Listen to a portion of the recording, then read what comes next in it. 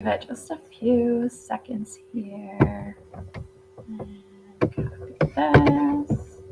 Perfect. So, hello everyone, and welcome to another Cosmic Tea Time chat. I am your host, Caitlin, Psychic Moon Mentor. I dive with women into the depths of their soul and help them look at old, outdated patterns with the lunar energy and transform them and clear them and make space for the life that you actually want to follow your desires. And today we're going to dive into the topic of desire. I have a wonderful guest here with me, Kim. Kim, could you please introduce yourself to everyone? Absolutely. Thank you so much for having me on, Caitlin. So, I am Kim Coffin. I am a trauma informed, somatic, body based, basically, if you don't know what that means, sex, love, and relationship coach, empowerment and sexuality coach, also teacher, speaker, soon to be author, and founder of Get Your Sexy Back. Perfect. Yes. Thank you so much for joining me today. So, obviously, well, some of you may not know, the moon energy connects us a lot to our divine feminine energy, right? And everyone has divine masculine energy and divine feminine energy, no matter what your physical gender is, right? And so, feminine energy can teach us a lot about so many things: psychic abilities, intuition, pleasure, receiving, our emotional world, right? And I want to dive more into this subject of pleasure. Mm. I don't know about anyone else, but pleasure is my word for this year, 2023. And I've had so many conversations with women, even around like the full moon, right? Which is my favorite time. It can be a great time to release, yes, but I love to share how it's a great time for celebration. Like, let's celebrate all your hard work. Let's bring attention to that fun side, that pleasure, what is going well, or the abundance that's coming into you. But also when we talk about pleasure and sexuality and sensuality, there are a lot of people, even myself sometimes, right? Probably, like, no, we don't talk about that, or I don't want to talk about Mm. that. And so, what has been your experience having these conversations around sensuality, Kim? Yeah. So, being a sex, love, and relationship coach, sexuality coach, I'm also a female sexuality coach, tantric coach, and so forth. So it wasn't always this way for me. Like it's very taboo, right? Talking about sex and sexuality and sensuality is very taboo and not very accepted. There's some banging there. I don't know if you hear it. Can you hear it? Oh, sorry, that might have been me. I I just wanted to let you know because it's sure like people have enjoyed. sounds like it's reverberating through the desk or something. Yeah. So yeah, so what do I do?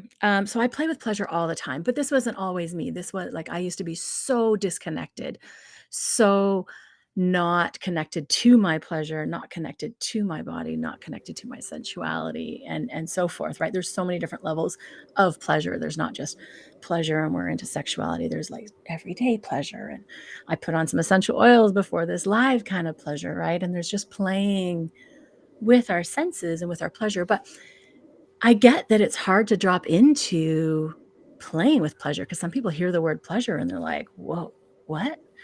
What are you talking about? Yeah. Like, pardon? Like, are you gonna go there? Like, yeah, I'm gonna go there. I'm willing to go there all the way right into the bedroom as well." But it's not always about that.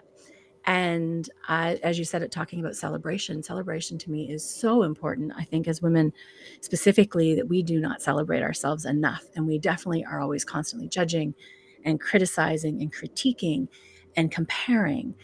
And if we can shift Yeah, I that, always ask, like, how, my clients, like, how do you want to celebrate? How do you want to celebrate this? And I can't tell you how difficult it is for some people to come up with an answer to that. And right. And for me, I say, well, it can be the simplest thing. Like, what do you enjoy? Like, a celebration can be enjoying your favorite beverage, like your favorite tea. Hibiscus tea is one of my favorite things, iced hibiscus tea. Like, it can be that simple of a celebration. But yeah, this is a very tricky and topic to allow ourselves to have. yeah, and bringing back into celebration is really important because we'll do a few things. We'll actually start to catch ourselves in doubt, judgment, and disapproval. And we'll also start to bring light to actually how fucking amazing we are.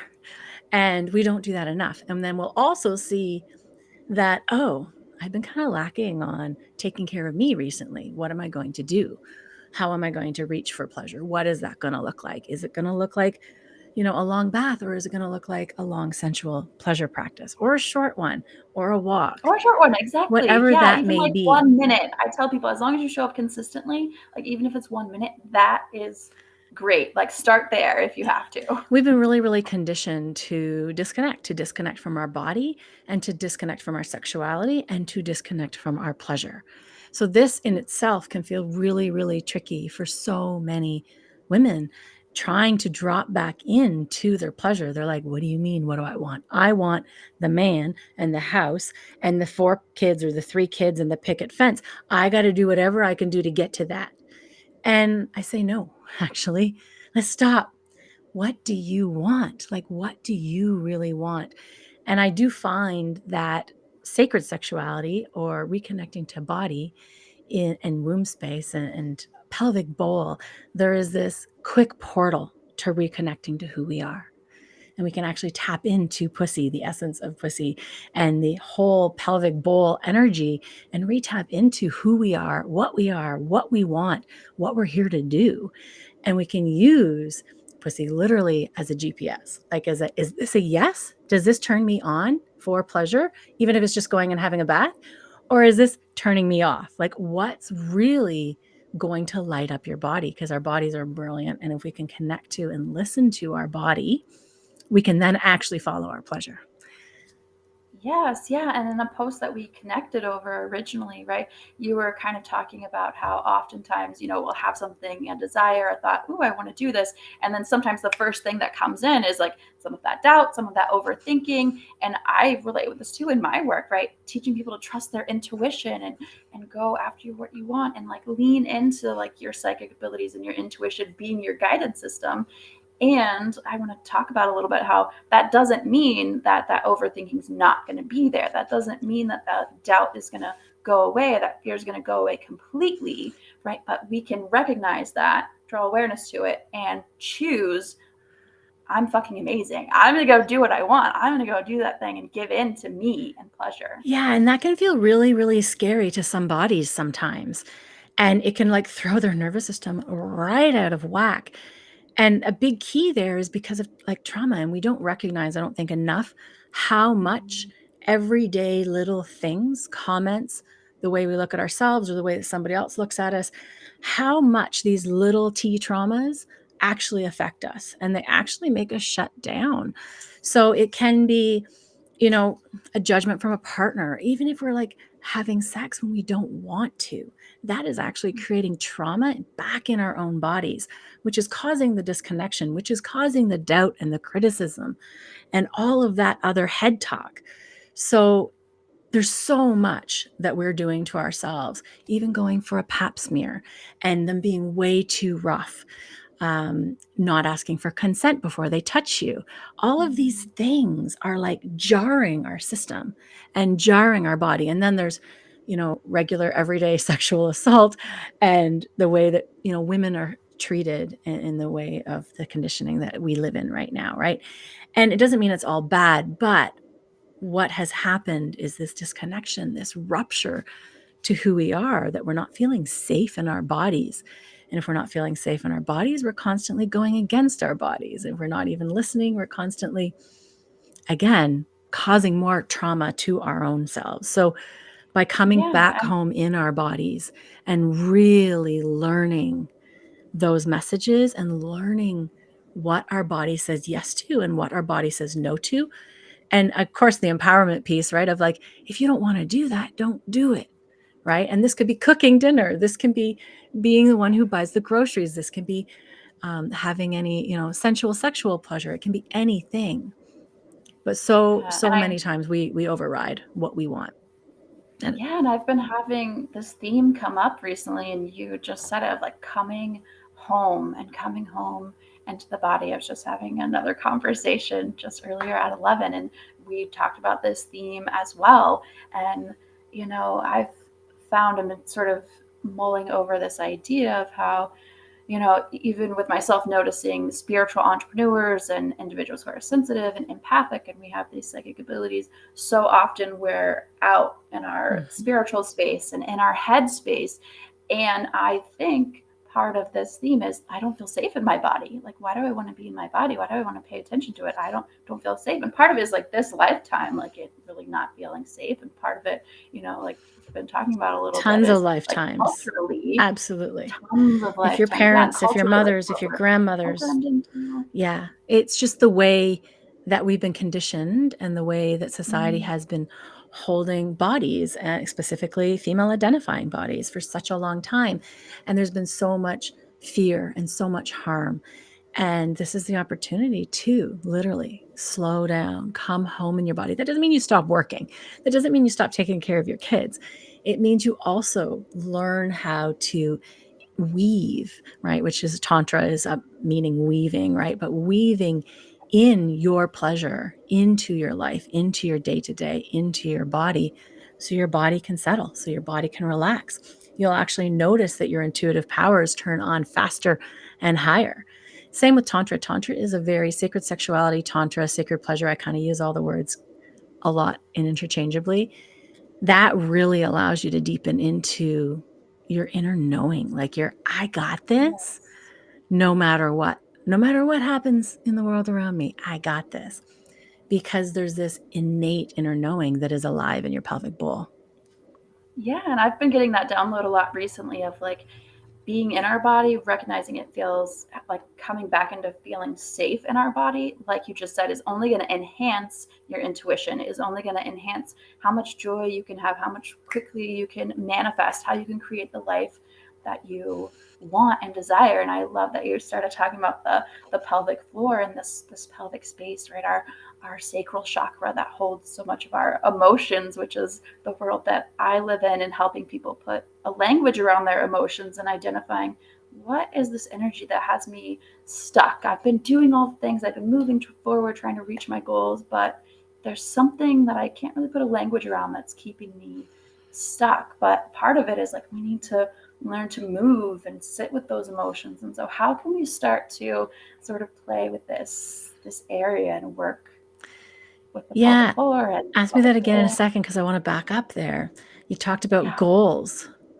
And that Mm, often people can get really stuck. I see this all the time in overworking, overworking out, over trying to strive, like going and going and going and like doing, right? A lot.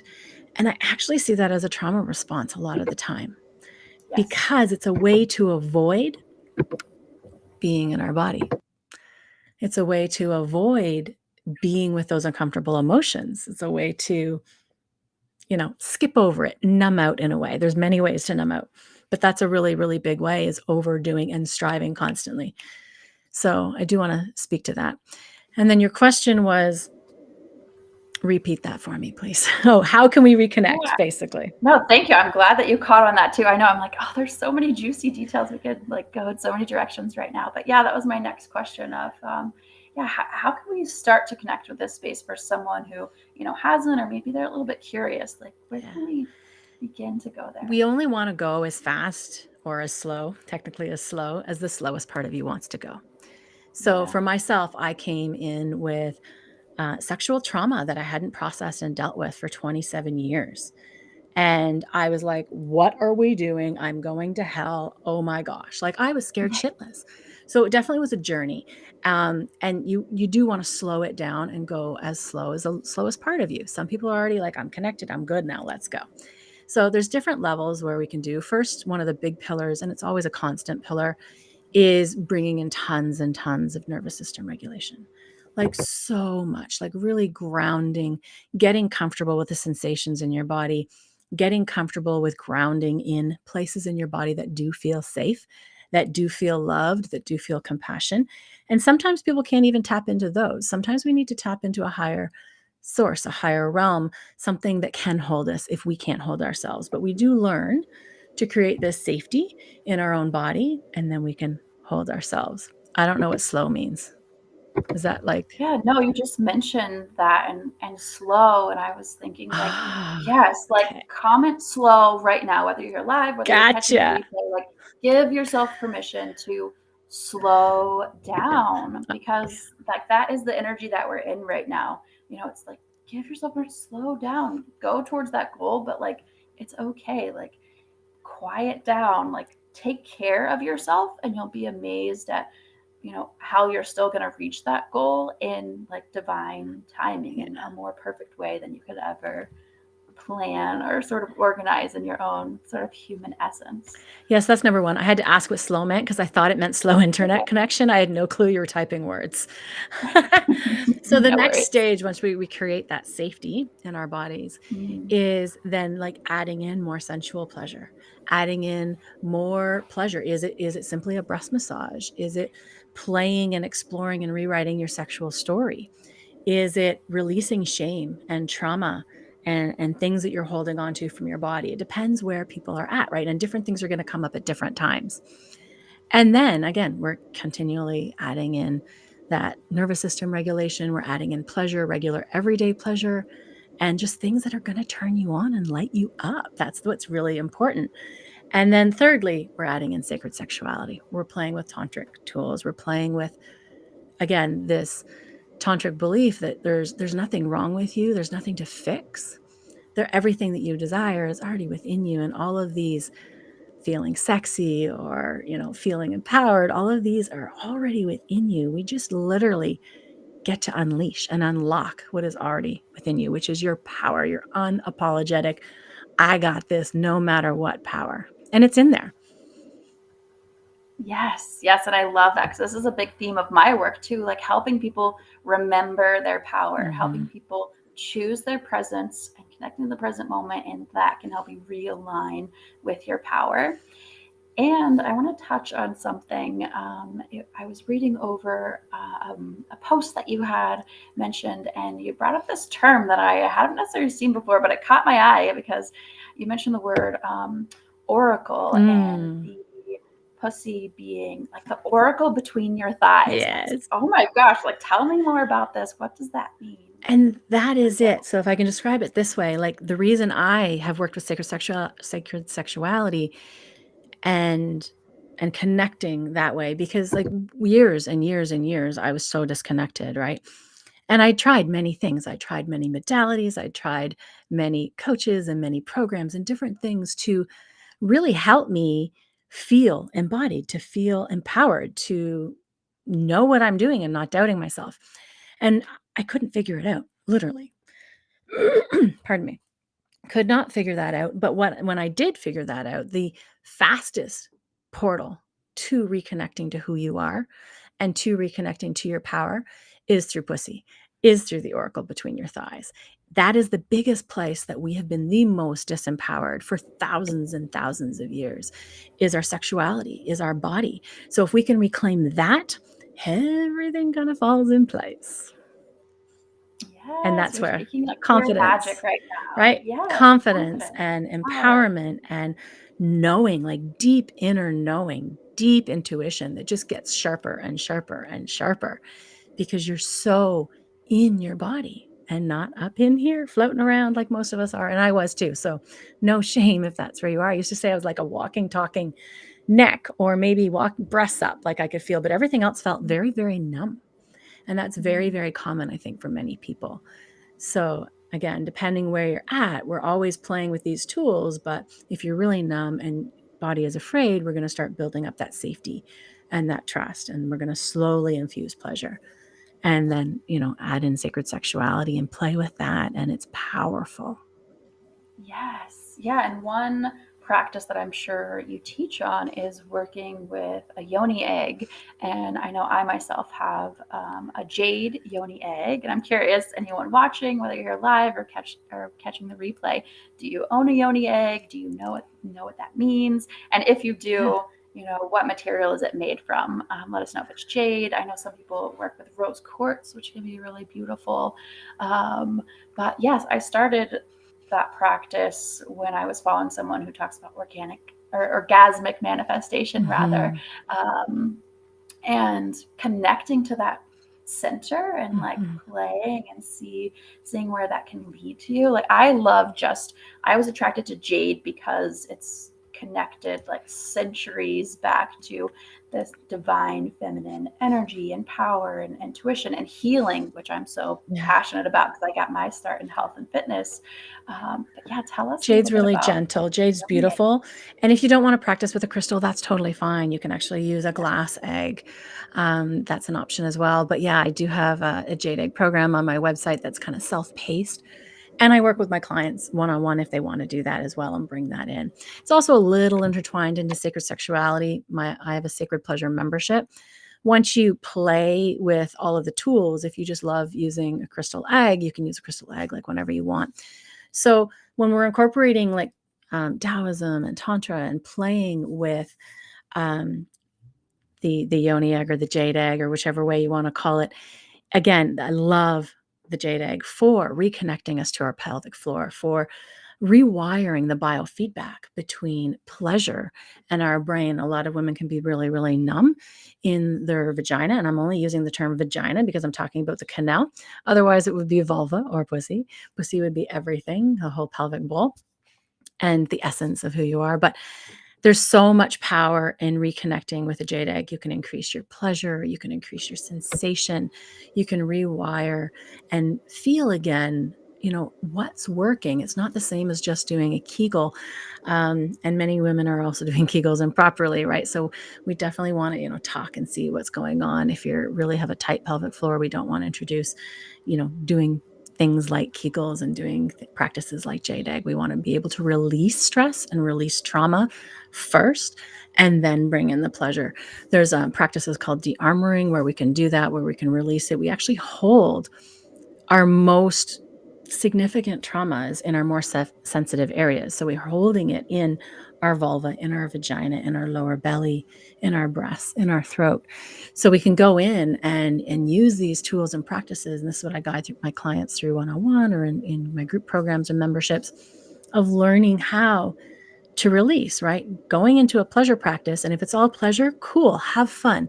But if you get in there and there's some grief, or if there's some rage, or if there's something that is really scary and stuck, let's also learn how to go in and use breath and use sound and use movement and all of the other tantric principles to play and to release this so that we can integrate whatever we're holding on to. But the jade Yes, and egg is I love powerful. it is. It is really powerful. And I love that you mentioned releasing because this is a great topic, especially for right now. We have the full moon who peaks tomorrow in Libra. And I find that really crucial as well. You have to release. Release is essential. I often talk about it as like most important part Yeah. of the work I do of manifestation. Like you have to clear space and you have to acknowledge perhaps the not so feel good. You have to acknowledge what sort of going on. And I want to mention too, like part of releasing, it can be as simple as first acknowledging, like, ooh, what is that? You get that sort of sensation, like we're talking about. We start playing with the pelvic floor in that area, and emotions can certainly come through, and you can certainly experience a wide array of emotions, whether it's like laughter and playfulness or pleasure or sadness or grief or anger or whatever it is. But, slow down, right? Like Mhm. we mentioned earlier, and acknowledge it, I think can be a very helpful, simple first step. Like even if you don't go further than that, you've done enough. Yeah, and it's a lot of the times we don't even know what we're releasing. A lot of the times it's sensation, right? And we're just following and bringing in approval and bringing in love and compassion. And at the same time, when we're infusing that with pleasure and we're titrating between pleasure and grief and between rage and grief, like sacred rage is very, very valid and everybody has it, whether you think you have it or don't, right? And titrating with them and noticing and seeing that you can hold both creates so much safety in your body, so much trust, and learning to hold regular everyday things. One of the things I like to say is how you're showing up in the bedroom, basically in your body, is how you're showing up in your life. And it's true because if you can hold these emotions and sensations in your body and release and call in what you are desiring, you can do the same in your everyday life, right? So it's very, very connected. Mhm. Yeah, absolutely. And there's so many points there. It can go in so many different directions. Like, oh, where do I want to go next? But yes, like, and I like to talk about, emotions on like a scale almost. I try not to really identify emotions as, good or bad. They're information and we can do something with them. And how beautiful is it that we could experience a whole array of emotions and multiple things can exist at the same time. I Mhm. think that's where I want to go. That's sort of what you mentioned, right? It's like, you know, I'm experiencing grief. Oh, and weaving into like pleasure there. Like you can experience both of these same things, and we don't have to get caught. Oftentimes, right? We may or may not realize that we're sort of choosing that. If we get into a little bit of mindset work here, even right, sometimes an emotion only lasts 90 seconds, right? If you're holding on to it longer than that, or if you're experiencing it longer than that, it's more than likely the story that's sort of attached to that energy and that emotion. And Yeah. can I acknowledge that and start to let go of that and recognize that, yes, I do feel this way. Maybe I feel like angry or passionate, and I'm ready to let that go. And I want to experience play. Yeah, I think a lot of people aren't taught how to release emotions in the beginning, right? So that can be tricky. And what it ends up turning into after that 90 seconds is this felt sense, this sensation of heaviness in our chest, this stabbing in my back shoulder blade, this really tense heaviness like a bricks on my solar plexus, right? Like these are the ways that the body continues to talk to us, to show us what we are holding on to. So when we're going into most practices, I'm teaching my clients to work with their felt sense, to work with the sensations, and to trust their body to release what it needs to release. And again, back to the slowness, because we don't want to ever re traumatize. We don't want to go out of our window of tolerance. We really want to stay safe and grounded, knowing that we can resource and what needs to be released in sensations. I like to use tools like breath work and aspecting and sacred pleasure practices. There's so much that we can use to integrate this all. And it's almost like it's a spiral, but it's almost like Mhm. there's layers of a spiral. So it's like getting, if here is where we are now and here is where we want to be, like our ideal essence, true essence of who we are. We're almost like unwrapping the layers, right? And going through trauma and pleasure and conditioning and shame and unwrapping. And we're constantly getting lower and closer to who we are, to our true essence of who we are. And it's there. It's there. If you look at any toddler running around, they don't give a damn who's watching while they're jumping through the sprinkler naked. They are dancing, they're singing, they're like, I'm not eating those peas and I'm not going to bed. And whatever, I'm naked. Like that is them. And that true essence is still within us. It's just been literally knocked out of us. Mhm. Yeah, and like we mentioned earlier, right, we've been conditioned into something else. And, the spiral that you mentioned, I see the same pattern with spiritual entrepreneurs that I work with. They, want to use their training or certificate to go to the next level and maybe do what they love, showing up in service full time. But what I've noticed is that we sort of spiral back to some of those past traumas. Mhm. Sometimes the things we thought we worked through, it's like, damn it, why is it here again? They're going to show But up every time we up level, every time. exactly. We can't stop Yeah, them, but they won't activate us the same. exactly. Yeah, and it's good to find support of how to move through that and just different layers and spiraling back to what works for you and giving yourself permission to recognize that, acknowledge it again, and keep moving forward Mhm. Mhm. towards those passions, towards those desires, and just deciding, right? Let's talk a moment for the power of deciding, yes, I want more pleasure in my life. Yes, I want to show up in service and make money doing it, make money doing what I love, right? How do you see this, or how do you talk about this, the power of decision? Depends where people are at. Like they can say, yeah, I want this, but then their brain can 2 seconds later go, but I'm never going to fucking get it. Right. Yeah, yeah. So it's actually, again, working with what's here, right now, and creating that safety and trust and moving towards the desires and the goals slowly so the body is getting evidence, not your brain. So your body, brain too, sure, but body is getting evidence. Because if your body isn't on board, even if your brain's like, I've been doing this mindset work, I got this, I love this, I'm doing this. If your body isn't on board, you're not getting there. You're just not. And if you do, because you can sometimes, right? If you force it, you're going to revert back, right? Yeah, Because your body wasn't on 100%. board. Body's very, very, unconscious. The unconscious brain as well is there. So we really got to work again with those pieces to move you towards that goal in a way that's safe to be seen, safe to speak your truth, safe to be sexy, be able to create boundaries, be able to hold yourself with love, like true, deep body love, and not the regular, I'm going to say, of what most people are struggling with, which is the criticism and the judgment and the comparison and the doubt Mhm. and the stuck. I'm going to say the stuck because they know they want Yeah. that, but they've given up and they think there is no point. There's no point of even Mhm. trying. I guess It's it's not noticed. Yeah. possible. I'm already, almost 50. Why bother? Right. So, and that's not true. There is never, ever, ever too late. I've seen all ages play with this work, and it is so deeply healing. And it is literally what the world needs, is to really slow down and to ground back into Mhm. their bodies and stop going Yeah. through those trauma responses and going and Yeah. going and going.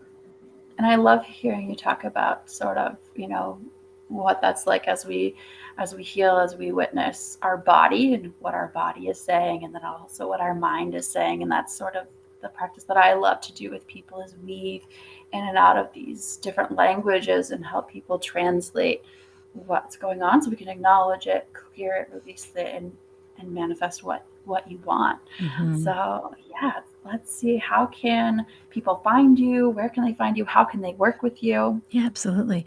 Thank you. So if you're watching this, I think it's on Facebook, right? So you can follow me Yeah, personally, like personally, totally okay. On Instagram, I am Get Your Sexy Back Coach.